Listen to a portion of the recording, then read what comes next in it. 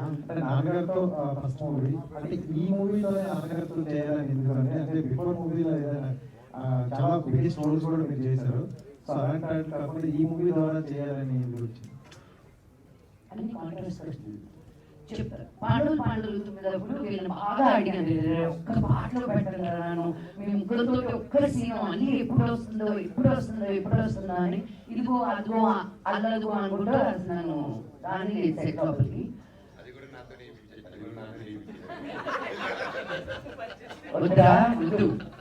ఇప్పుడు let's not dig the past, but అక్కడి నుంచి ఒక అన్నిటికీ టైం కుదరాలి, రైట్?